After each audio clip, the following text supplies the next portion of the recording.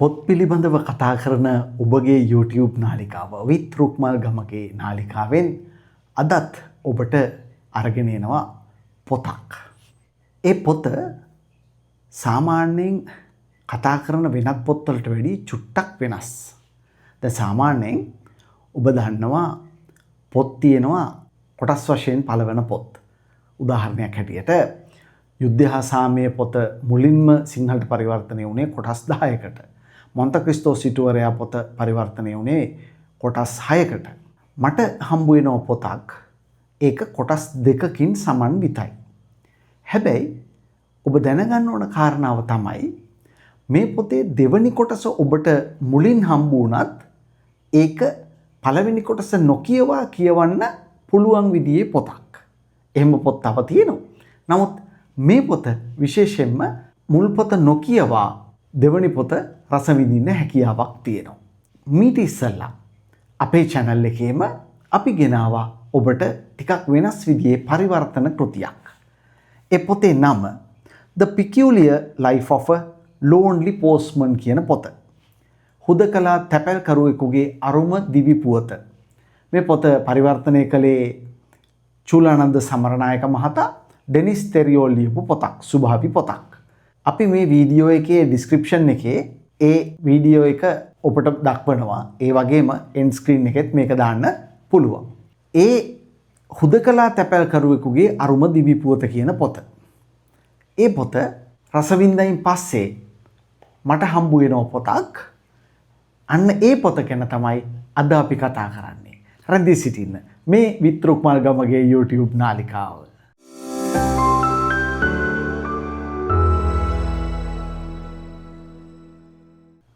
මම අද ඉදිරිපත් කරන පොත ඩෙනිස් තෙරියෝල් ලියපු The Postman's Fiancé. තැපැල්කරුවාගේ පෙම්වතිය කියලා සිංහලයට පරිවර්තනය වෙනවා. ලිවේ ඩෙනිස් තෙරියෝල් පරිවර්තනය කළේ චූලානන්ද සමරනායක. ඒ කියන්නේ මේකේ පළවෙනි පොත හුදකලා තැපැල්කරුවෙකුගේ අරුම දිවි පුවත පරිවර්තනය කරපු පරිවර්තකයාම චූලානන්ද සමරනායක මහතාම මේ පොතත් පරිවර්තනය කරනවා. මේ පොත ඉස්සෙල්ලා පොතට වැඩිය තරමක් විශාලයි. පිටු 207ක් විතර තියෙනවා. චූලානන්ද සමරනායක මහතා මේ පොතේ පසුපිටේ මෙන්න මෙහෙම කියනවා. මේ හුදකලා තැපැල්කරුවෙකුගේ අරුම ජීවිතය නවකතාවේම දිගුවකි. නිර්මාණකරණය ජීවිතයට ඒ බලපාන ආකාරය සොබාදහමෙහි අපට වටහාගත නොහැකි රහස් ප්‍රාණ පරිත්‍යාගයේ අසිරිය ලිංගික මාත්සර්ය දේවල් හිමිකර ගැනීම උදෙසා මිනිසා තුළ වන නොපසුබස්නා අදිටන් සහගත බව ආදී වශයෙන් ජීවිතයේ අතිශය සංකීර්ණ පැති ගණනාවක් ස්පර්ශ කරන මේ නවකතාව පිටු ගණනින් කුඩා වුවද පාඨකයාගේ සිතෙහි ලොවි කහටක් මෙන් තදින් බැඳෙන්නකි. ඒ කියපු කතාවට මම 100% එකඟයි. ඇයි එහෙම කියන්නේ? සමහර පුංචි පොත් අපගේ හදවතේ ලැබුම් ගන්නවා සමහර දැවැන්ත පොත්වලට වඩා. මේක එහෙම පොතක්. මේ පොතේ ඉන්නවා පෝස්ට්මන් කෙනෙක්. ඉස්සල්ලා එකෙත් හිටියා. ඒ පෝස්ට්මන්මයි. එයාගේ නම බිලෝඩෝ. එයා තැපැල්කරුවෙක් හැටියට නරක වැඩක් කරනවා. ඒ තමයි අනුන්ට එන ලියුම් කඩලා බලන එක. ආපහු අලවලා ඒවා ගිහිල්ලා දෙනවා.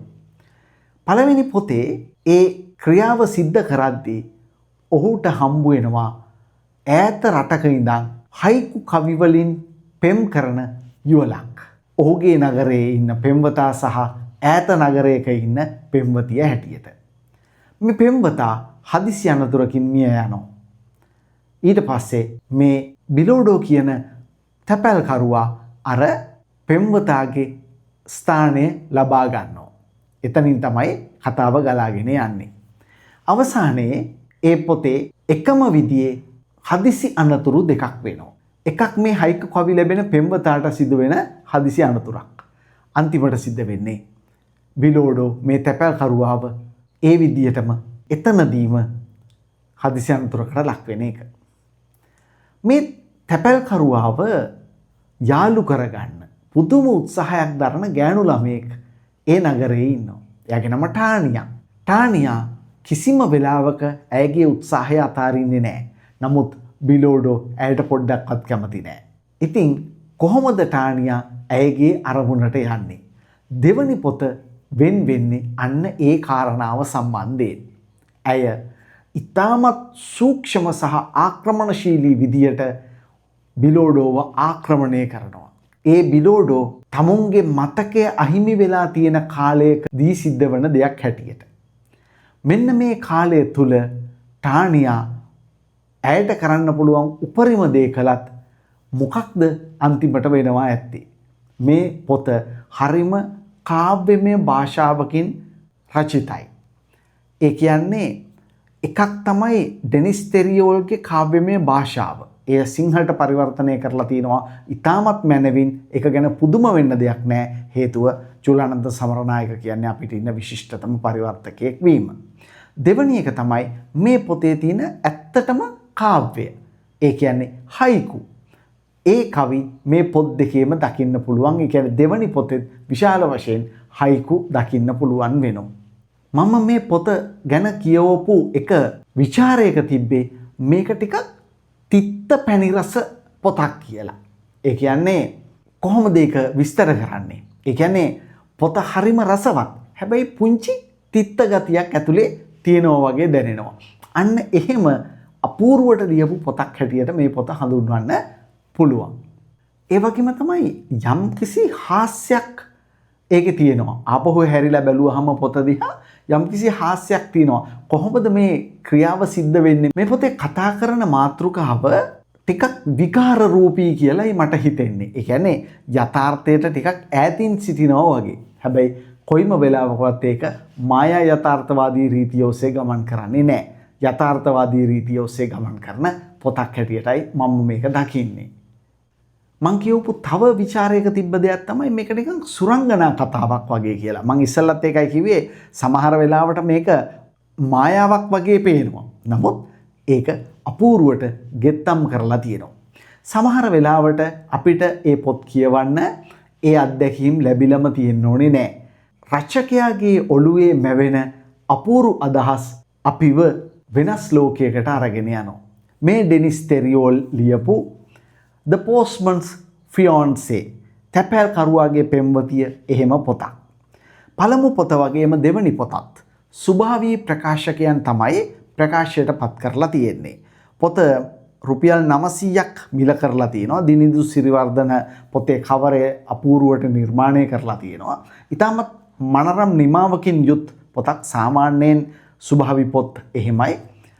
මේ පොත ඒ වගේම කියවීමට ඇබ්බැහි වෙන සුළු පොතක්. ඉතින් මම ඔබෙන් ඉල්ලා සිටිනවා සොයාගෙන කියවන්න. පුළුවන් නම් මගේ ආරාධනාව හුදකලා තැපැල්කරුවෙකුගේ අරුම ජීවිතය පළවෙනි පොත කියවලා තැපැල්කරුවාගේ පෙම්වතිය දෙවනි පොතත් කියවන්න. කියවලා කියන්න අපිට විත්රුක්මල් ගමගේ channel එකට ඇවිල්ලා කමෙන්ට් එකක් දාන්න මම මොනවද කිව්වේ ඒ පිළිබඳව ඔබ එකඟ වෙනවද නැද්ද කියලා.